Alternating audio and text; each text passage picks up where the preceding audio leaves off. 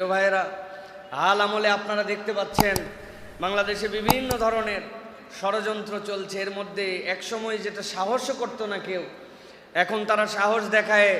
আমাদের কুরবানিকে পশু নিধন বলে, আমাদের কুরবানিকে মানবতার বিরুদ্ধে বলে, আমাদের কুরবানিকে ক্রুয়েলিটি বলে।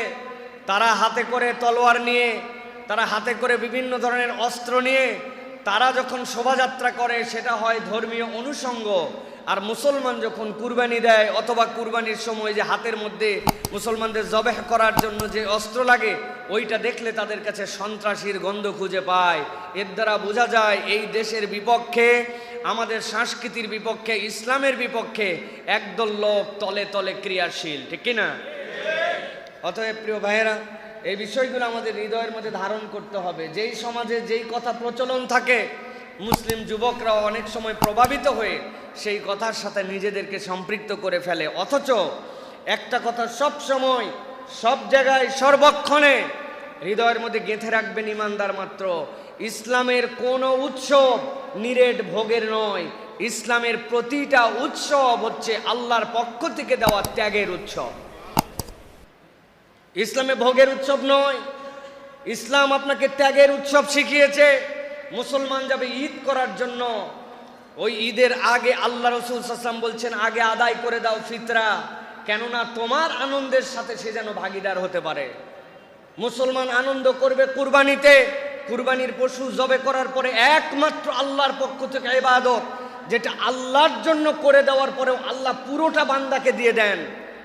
পৃথিবীতে আর কোনো ইবাদত নাই, পুরোটা আল্লাহর জন্য করেছেন। আল্লাহ আবার তৎক্ষণাৎ আপনাকে পুরোটা হাদিয়া করে দিয়েছেন। আল্লাহর জন্য পশু কুরবানি করেছেন, পশু আপনার, কিন্তু নিরেট আপনার কেবল খাওয়ার নয়, এটা দ্বারা সমাজের সকল স্তরের মধ্যে ভালোবাসা ছড়ায় দেওয়ার জন্য এই বিধান।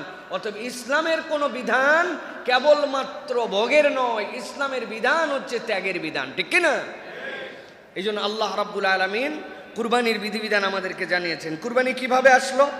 সূরা সাফফাত, সংক্ষিপ্ত কথা, দীর্ঘ আলোচনা আজকে। সূরা সাফফাতের মধ্যে আল্লাহ রাব্বুল আলামিনের একটা বর্ণনা দিয়েছেন। আল্লাহ রাব্বুল আলামিন কোরআনুল কারীমের মধ্যে বলছেন, তার একজন পয়গম্বর ছিলেন, যে ইতিহাস সকলেই জানি আমরা, ইব্রাহিম আলাইহিস সালাম। সেই ইব্রাহিম আলাইহিস সালামকে আল্লাহ একটা সন্তান দিলেন। এই সন্তান দেওয়ার পরে আল্লাহ রাব্বুল আলামিন তার উপরে কঠিন কঠিন পরীক্ষা নিলেন। পরীক্ষা নম্বর 1 ছিল তার মাকে সহ, হাজেরাকে সহ। আল্লাহ রাব্বুল আলামিন বললেন, আপনি একে রেখে দিয়ে আসেন খানায় কাবা, তখনও নির্মাণ হয় নাই, কিন্তু জাজিরাতুল আরবের এই জায়গাটাতে তাকে রেখে আসেন। তাকে রেখে আসা হলো, সেখানে পানি নাই, নিরেট মরুভূমি। হাজের আলাইহিস সালাম একটা কথাই জিজ্ঞাসা করেছিলেন, যে আপনি আমার দিকে মুখও ফিরান না, তাকানো না। আমি আপনাকে জিজ্ঞাসা করেছি, আপনি কি সারার সাথে পরামর্শ করে, অথবা আমার কোনো আচরণে রাগ করে, অথবা আপনার ব্যক্তিগত সিদ্ধান্তে আমাকে রেখে যান? শেষ পর্যন্ত ইব্রাহিম আলাইহিস সালাম বলেছেন, না, এগুলার একটিও নয়, আমার আল্লাহ বলেছেন, এই জন্য তোমাকে এখানে রেখে যাচ্ছি। হাজের আলাইহিস সালাম ওই সময় বলেছিলেন, হাসবি আল্লাহু লা ইলাহা ইল্লাহু আলাইহি তাওয়াক্কালতু, তাইলে আমার কোনো চিন্তা নাই, আপনি এখন আসতে পারেন। যেই আল্লাহর নির্দেশে রেখে গেছেন, ওই আল্লাহর ফায়সালা কি, আমি তার উপরে সন্তুষ্ট আছি। সুবহানাল্লাহ। সুবহানাল্লাহ বলা সহজ, পরীক্ষাও সহজ। কিন্তু আপনাকে যদি বলা হয়, এই যে 250 গ্রাম পানি দেওয়া হলো, আগামী 3 দিন এইটুকু দিয়ে খাওয়া লাগবে, এইটুকু দিয়ে বাকি কাজ সারা লাগবে, তখন সুবহানাল্লাহর একটা ছোট্ট পরীক্ষা হয়ে যাবে। নিজেদের উপর নিজেরা নির্ধারণ করে নেবেন, 1 লিটার পানি, এই পানি দিয়ে আমি 3 দিন চলতে হবে, এটাই খাওয়া, এটাই শৌচ কাজ সারা, এটা দিয়ে আমার সব। 3 দিনের জন্য পরীক্ষা। বাড়িতে যায় এটা পরীক্ষা করে যদি মুখ দিয়ে আলহামদুলিল্লাহ বের হয়, আর যদি বুঝতে পারেন এর উপর টিকে থাকতে পারবেন, তখন বুঝতে পারবেন হাজেরা আলাইহিস সালামের শুকরগুজারির 1%। কেননা তার থেকে বড় তার বিপদ ছিল, তার সাথে একটা সদ্য ভূমিষ্ঠ শিশু। সেই শিশু বড় হলো। আল্লাহ রাব্বুল আলামিন ইব্রাহিম আলাইহিস সালামকে স্বপ্নে দেখান, আপনার সবচেয়ে প্রিয় জিনিসকে উৎসর্গ করেন। 100 উট দিছেন, আবার দিছেন, আবার দিছেন, হয় নাই। পরে বুঝছেন যে আমার হৃদয়ের টুকরা তো এইগুলা না, আমার হৃদয়ের টুকরা না ইসমাইল। আল্লাহ ইশারা দিচ্ছেন, ইসমাইলকে জবাই করো। আল্লাহ রাব্বুল আলামিন কোরআনুল কারীমের মধ্যে বলছেন, এই ঘটনা যখন ইব্রাহিম আলাইহিস সালাম ইসমাইল আলাইহিস সালামের কাছে বর্ণনা করলেন, আল্লাহ কোরআনে উল্লেখ করে জানাচ্ছেন কেমন পিতার কেমন তার সন্তান। কিয়ামত পর্যন্ত মানুষের জন্য আল্লাহ রাব্বুল আমিনের মধ্যে বার্তা ঢুকায় দিলেন। আল্লাহ বলছেন, যখন তাকে জানানো হলো, ইসমাইল নিজেই বলল, কোনো টেনশন করবেন না, রব্বুল আলামিন আপনাকে যে নির্দেশনা দিয়েছেন এই নির্দেশনা বাস্তবায়ন করেন, আপনি নিশ্চয় আমাকে দেখতে পাবেন, আমি আল্লাহর একজন সবরকারী বান্দা। আল্লাহ রাব্বুল আমিন বলছেন, ওই নির্দেশ বাস্তবায়ন করার জন্য ফালাম্মা বালাগা মাউস সা'য়া ক্বালা ইয়া বুনাইয়া ইন্নী আরা ফিল মানাম,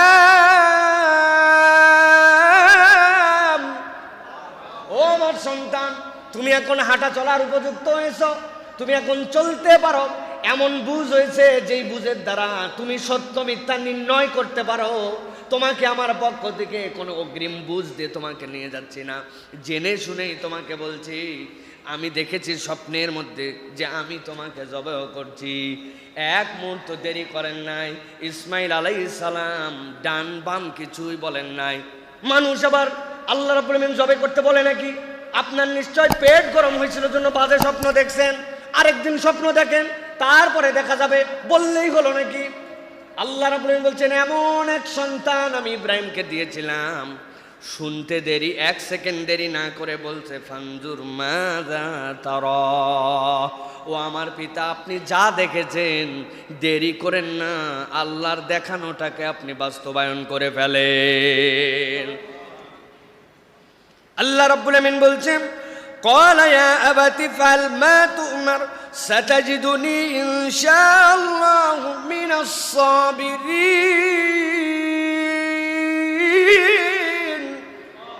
আমার রব বলছেন, সে বলছে যা নির্দেশ পেয়েছেন তাই আপনি করেন, কিন্তু তার মনে হয়েছে সন্তানের জন্য পিতার মধ্যে তাও মায়া আছে, সন্তানের জন্য পিতার মধ্যে দনমন ভাব আছে। এবার সন্তান প্রোঅ্যাক্টিভ হয়ে যে পিতাকে বলছে, ও আমার আব্বা, আমি তখন যেইটা বলেছি মনে করেন এটা আবেগে বলেছি, আমি আবারও বলছি, আল্লাহ যে নির্দেশ আপনাকে দিয়েছেন সেইটা পালন করেন, আপনাকে আশ্বস্ত করছি, সাতাজিদুনি ইনশাআল্লাহু মিনাস সাবিরিন। আপনি আপনার সন্তানকে দেখবেন ওই জবে করার সময় ছটপট করবে না, পালায় যাওয়ার ধান্দা করবে না, হাত পা বাঁধতে হবে না, সে সবরের সাথে শুয়ে থাকবে, আর আপনি আনন্দ চিত্তে আপনার রবের হুকুম বাস্তবায়ন করবেন। সুবহানাল্লাহ। এখানে যেই শ্রেণী সুবহানাল্লাহ বলেছেন, এর মধ্যে একটা শ্রেণী আছে ইয়াং শ্রেণী, যুবক শ্রেণী, যাদের বয়স এখন 15 থেকে শুরু করে 25-এর মধ্যে। এই 15 থেকে 25 বয়সে যারা আছে, পড়ালেখা করে, বাপ মায়ের অধীনে এখন পর্যন্ত থাকে, যেই মানুষগুলা ইসমাইলের ঘটনা শুনে সুবহানাল্লাহ বলে, ওই বাপ মা যদি ওই সন্তানকে বলে মাগরিবের পরে বাহিরে থাকবি না, ও বাপ মারে উল্টা ঝাড়ি দিয়ে বলে কখন বাড়িতে ঢোকা লাগবে এটা তোমার কাছে শোনা লাগবে না। আছে নাকি? এখন যে ঠিকের মাত্রা কমে গেল, 200 টাকা দাও চুল কাটতে যাব, বলে কিসের 200 টাকা লাগে চুল কাটতে? 50 টাকা হলেই কাটা হয়। বলে আমি যেমন তেমন কাটি না, আমার কাঠগুলো সব সেলুনের সামনে ডিসপ্লেতে দেওয়া আছে, কোনোটা বান্দর কাঠ, কোনোটা তেন্দর কাঠ, কোনোটা শিয়াল কাঠ, কোনোটা ঘোড়া কাঠ, কোনোটা কুত্তার লেজের কাঠ, আছে না? 200 টাকা খরচ হয়। বাপমা বলছে এরকম অভদ্র হয়ে চলা যাবে না, এইটা কোনো কাঠ হলো নাকি? মানুষের বাচ্চা এরকম কাটে নাকি? বেশি কথা বললে তোমার বাড়িতেই থাকলাম না। আছে না? সাতাজিদুনি ইনশাআল্লাহু মিনাস সাবিরিন। আব্বা, আপনি আমাকে জবাই করবেন আর দেখবেন আমি সবরকারী হিসেবে ছটফট করব না। এই ঘটনা শুনে সুবহানাল্লাহ বলে, আল্লাহ খালি সুবহানাল্লাহ বলার জন্য এই ঘটনা আবার রিপিট করেন নাই। আপনার পিতা যদি আপনাকে কোনো ইসলামী শরীয়তের ভিতরে বৈধ নির্দেশ করে, ওই নির্দেশ মানা আপনার জন্য ফরজ। আল্লাহ তার সর্বোচ্চ সন্তান হিসাবে ইসমাইলকে দিয়ে দুনিয়ার মানুষের কাছে সাক্ষ্য দেওয়াইছেন। আল্লাহ রাব্বুল আলামিন এরপরে বলছেন, ও দুনিয়ার মানুষ শোনো, এইটুকু হয়ে গেল আর পিতা খুশি হয়ে গেলেন। বিষয়টি এটুকুতেই শেষ নয়। আল্লাহ বলছেন, ফালাম্মা আসলামা ওয়া তাল্লাহু লিল জাবিনি ওয়া নাদাইনাহু আইয়া ইব্রাহিম। আল্লাহ বলছেন, কেমন পিতার কেমন সন্তান। সন্তান রাজি হয়ে গেল, পিতাও রাজি হয়ে গেল। আল্লাহ রাব্বুল আলামিন বলছেন দুইজনের পরে চলে গেল। যাওয়ার পরে ইসমাইল শুয়ে গেল। তাল্লাহুলিল যাবেন কুরবানি হওয়ার জন্য রেডি, কাত হয়ে শুয়ে পড়ছি আর অপেক্ষা করছে কখন আমার আব্বা আল্লাহর নির্দেশ বাস্তবায়ন করবেন। আল্লাহ বলছেন মুখের কথা নয়, শুয়ে পর্যন্ত গেছে। আল্লাহ এইটা দেখে এমন খুশি হয়ে গেলেন, রব্বুল আমিন ডাক দিলেন, ইয়া ইব্রাহিম قد صدقت الرؤيا إنا كذلك নাজিজিল মুহসিনিন। আর এগোতে হবে না ইব্রাহিম, তোমার মনের অবস্থা দেখে আমি 100% আল্লাহ রাব্বুল আমিনের কাছে ক্লিয়ার। তুমি জবে করার জন্য রেডি, আর তোমার সন্তান জবে হওয়ার জন্য রেডি। আর লাগবে না, আমি আল্লাহ রাব্বুল আমিন তোমার এই অ্যাপ্রোচকে কবুল করে নিছি। আর এভাবেই আমি রব যুগে যুগে রব্বুল আলামিনের পক্ষ থেকে সফল কামদেরকে বিজয়ী করে দে। আল্লাহ রাব্বুল আমিন বলছেন কিন্তু আমার এই পয়গম্বর দয়ের এই আমলকে আমি রব্বুল আমিন এমন পছন্দ করলাম, এমন ভাবে এটা কবুল করে নিলাম, এমন ভাবে আমি তার প্রতি খুশি হলাম।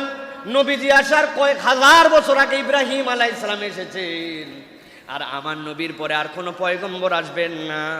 কিন্তু কিয়ামত পর্যন্ত আল্লাহ তার ইবাদতকে এমন পছন্দ করেছেন, কিয়ামত পর্যন্ত প্রতিটা ঈমানদারের জন্য, মিল্লাতে ইব্রাহিমের জন্য, মুহাম্মদ সাল্লাল্লাহু আলাইহি ওয়াসাল্লামের উম্মতের জন্য কিয়ামত পর্যন্ত এই সুন্নতকে আল্লাহ বলবৎ করে দিয়েছেন। আল্লাহ রাব্বুল আমিন বলছেন ইন্না হাযা লাহুয়াল বালাউল মুবিন ওয়াফাদাইনাহু বিযিবহিন আযীম। আল্লাহ রাব্বুল আমিন বলছেন ও দুনিয়ার মানুষ, শুনতে যত সহজ এত সহজ নয়। নবী ইব্রাহিমের থেকে বড় বড় পরীক্ষা আর একজন পয়গম্বরই দিয়েছেন, তিনি মুহাম্মদুর রাসূলুল্লাহ সাল্লাল্লাহু আলাইহি সাল্লাম।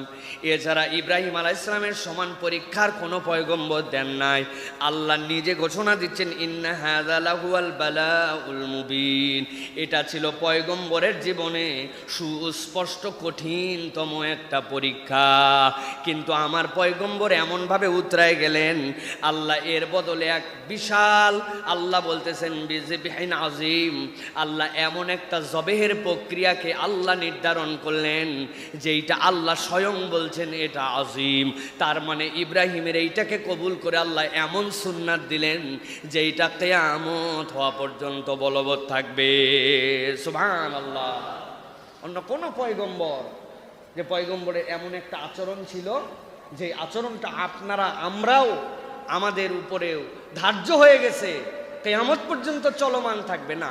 পয়গম্বরদের অনেক আচরণ ছিল যেগুলো ইন জেনারেল, যেরকম প্রত্যেক পয়গম্বর বিবাহ করেছেন, প্রত্যেক পয়গম্বর মেসওয়াক করতেন, প্রত্যেক পয়গম্বর আল্লাহ রাব্বুল আলামিনের পক্ষ থেকে তাদের প্রতি যে নিয়ামত ছিল এই নিয়ামতের কারণে সুগন্ধি পছন্দ করতেন, প্রত্যেক পয়গম্বর সুন্নতে খাতনা করতেন। জেনারেল আমার নবীর মধ্যেও ছিল, এই জন্য এটা। কিন্তু এই কুরবানি ইব্রাহিম আলাইহিস সালামের উপরে আল্লাহ রাব্বুল আমিন এমন খুশি হয়েছেন যে কিয়ামত পর্যন্ত এইটাকে আল্লাহ বলছেন এটা জিবহিন আযীম হিসাবে তোমাদের জন্য নির্ধারণ করা হলো। সুবহানাল্লাহ।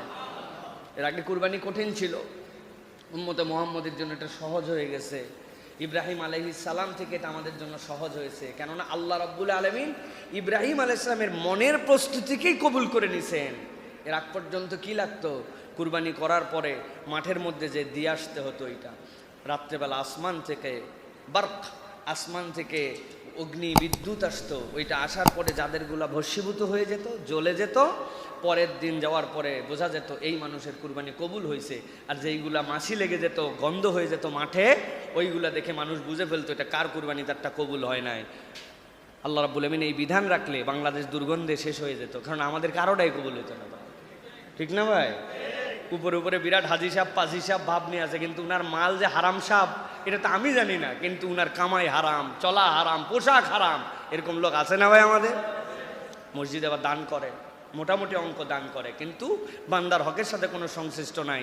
টাউটামি, ভাট্টামি, 2 নম্বরই, এইগুলো আমাদের সমাজে এখন, এটা হচ্ছে আমাদের সমাজের একটা এটিকেট কালচার, একটা উন্নত একটা কালচার। তো আমাদের ওই সিস্টেমের কুরবানি থাকলে পুরা ময়দান অন্ধকার হয়ে যেত। ঠিক না ভাই? আল্লাহ রাব্বুল আমিন এই দয়া আমাদের প্রতি করলেন। অতএব প্রিয় ভাইরা, এই যে কুরবানি, এই যে কুরবানির বিধান, এটা আল্লাহ রাব্বুল আলামিনের দেওয়া আমাদের জন্য অত্যন্ত গুরুত্বপূর্ণ একটা ইবাদত। এটাকে ছোট মনে করবেন না। আল্লাহ জিবহিন আজিম হিসাবে উল্লেখ করেছেন। পয়গম্বর তার সবচেয়ে কলিজার টুকরাকে কুরবানি দিতে যে আল্লাহ যেটা দিয়েছেন, আপনি আমি আমার সাধ্যের মধ্যে এই পশু দিয়ে আল্লাহর কাছ থেকে ওই রিওয়ার্ড অর্জন করতে পারি। এই জন্য আল্লাহ রাব্বুল আলামিন বলছেন, লা ইয়ানালাল্লাহু লুহুমুহা ওয়ালা দিমাউহা ওয়ালাকিন ইয়ানালুহু তাকওয়া মিনকুম। আরে বান্দা, বোকার বোকা, আল্লাহ কি তোমার পশু দেখে? আল্লাহ কি তোমার রক্ত দেখে? আল্লাহ কি তোমার গোশত নেয় না তো। রব্বুল আমিন কিছুই দেখেন না, আর তুমি মনে করতেছো যে তুমি এইটা দেখাই আল্লাহকে কবুল করাবে। না, আল্লাহ তোমার অন্তর দেখবেন। আপনি কেনার সময় আপনার অন্তরের হালত কি ছিল, আল্লাহ বলছেন ওই সময় তো তোমার কুরবানি কবুল হয়ে যায়।